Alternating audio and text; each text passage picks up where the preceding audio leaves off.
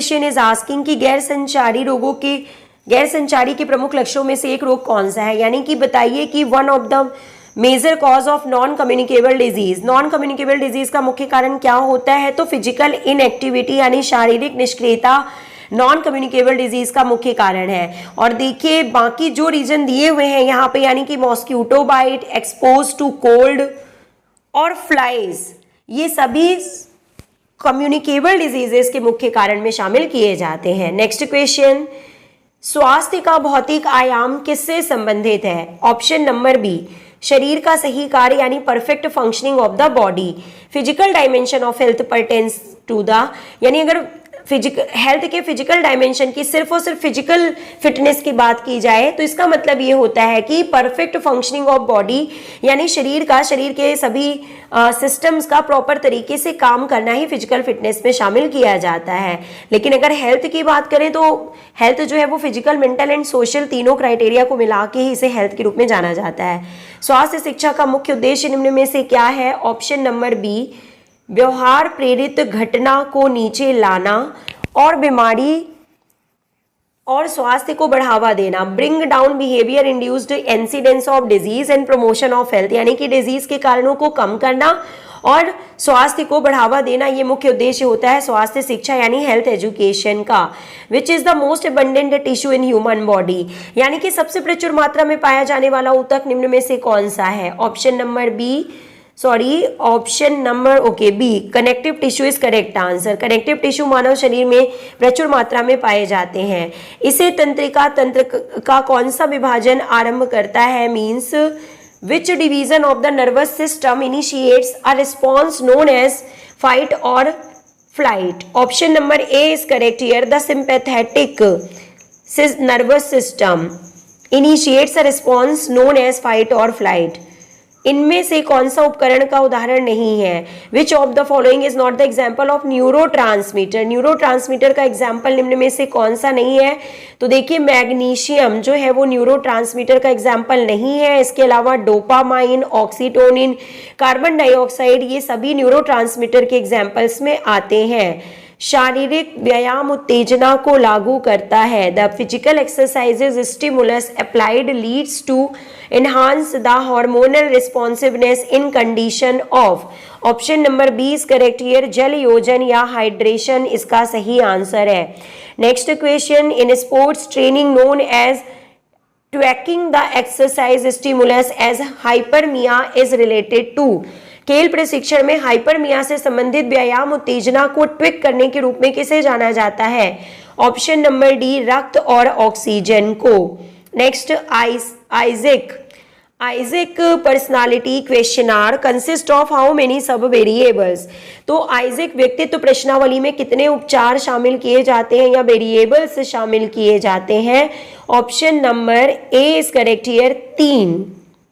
किसी भी sprint event यानी 100 मीटर से 400 मीटर के फाइनल के लिए लेन के आवंटन के लिए कितने ड्रॉ निकाले जाएंगे? ऑप्शन नंबर बी, 3 ड्रॉ निकाले जाएंगे। नेक्स्ट, मनोविज्ञान में जागरूकता का ज्ञान किस पहलू के रूप में जाना जाता है? ऑप्शन नंबर बी, इसे अनुभूति या कॉग्निशन के रूप में जाना जाता है।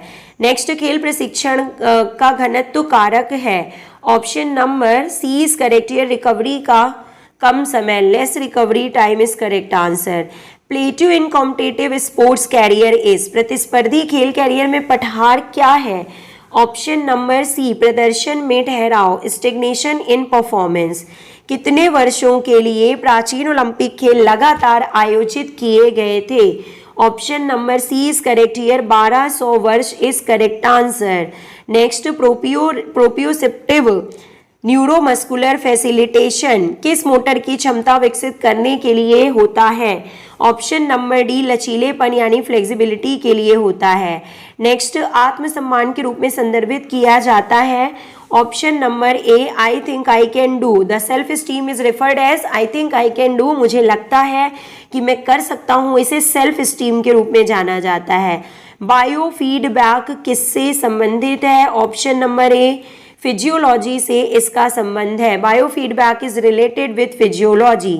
नेक्स्ट, किसी भी वस्तु के रिलीज का इष्टतम कोण किस प्रदर्शन पर निर्भर करता है?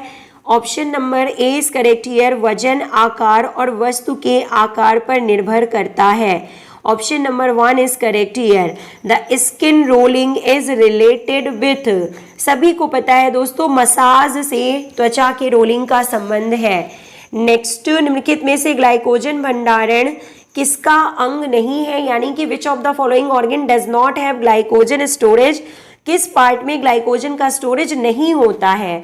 Option number D is correct here, erythrocytes में ग्लाइकोजन का स्टोरेज नहीं होता। तो देखिए इसके अलावा लिवर, मसल और इंटेस्टाइन, यहाँ पे ग्लाइकोजन का स्टोरेज होता है।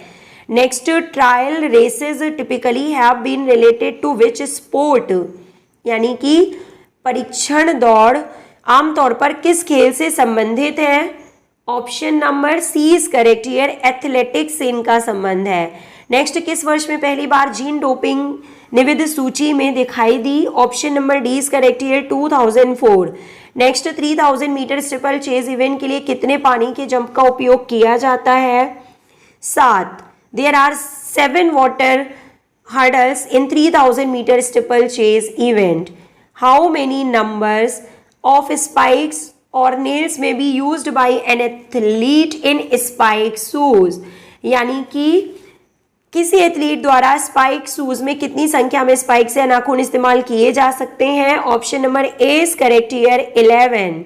Next, the imaginary line passing literally from one side to another is called, तो इसे जाना जाता है पार्श्व अक्ष या लेटरल एक्सिस के रूप में इसे जाना जाता है।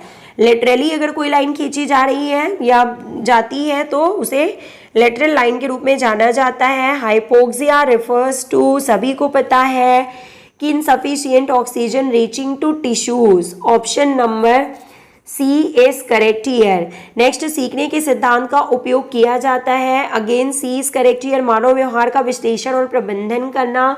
नेक्स्ट, एक चित्र 1000 से अधिक शब्दों को बोलता है। A diagram speaks more than 1000 words, the statement means, इसका क्या मतलब है।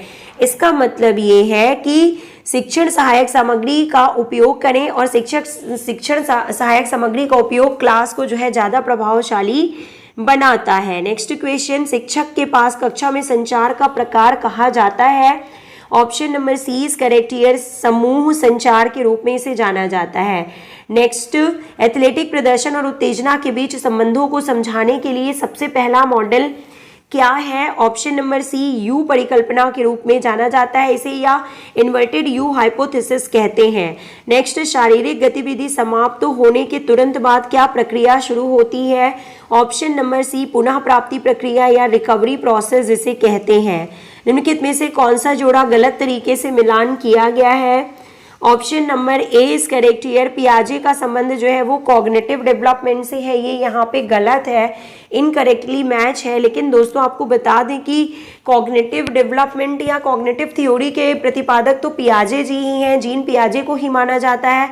तो इस क्वेश्चन को आप थोड़ा सा चेक कर लीजिएगा। देखिए इसके अलावा मास्लो ने हिरार्की ऑफ नीड्स के बारे में बताया था, थॉर्नडाइक ने ट्रायल एंड एरर के बारे में बताया था और स्किनर ने प्रोग्राम्ड लर्निंग के बारे में बताया था। ये सही है, लेकिन संज्ञानात्मक विकास का सिद्धांत जो है वो भी पियाजे के द्वारा दिया गया था, इसको यहाँ पे गलत बताया गया है, लेकिन मेरे अकॉर्डिंग ये सही है। आप इस क्वेश्चन को चेक कर लीजिएगा। नेक्स्ट, आप छात्रों में सहयोग और टीम भावना विकसित करना चाहते हैं तो आप किस गतिविधि में उन्हें शामिल करेंगे। तो समूह कार्य यानी ग्रुप वर्क में आप इनको इंक्लूड करेंगे या एंगेज करेंगे। नेक्स्ट क्वेश्चन कि कुलीन धीरज एथलीट यानी कि among elite endurance athlete the stroke volume remains up to. Option number D is correct here, 90 से 110 मिलीलीटर पर बीट स्ट्रोक वॉल्यूम होता है एक एलाइट एंड्योरेंस एथलीट में।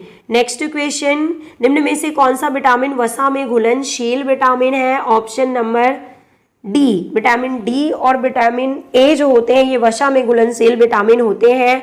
निम्नलिखित में से कौन सा उद्देश्य शारीरिक शिक्षा में एच क्लार्क द्वारा नहीं दिया गया है। ऑप्शन नंबर सी, विकास का भावनात्मक पहलू, यह सिद्धांत शारीरिक शिक्षा में एच क्लार्क के द्वारा नहीं दिया गया है, यानी कि इमोशनल एस्पेक्ट ऑफ डेवलपमेंट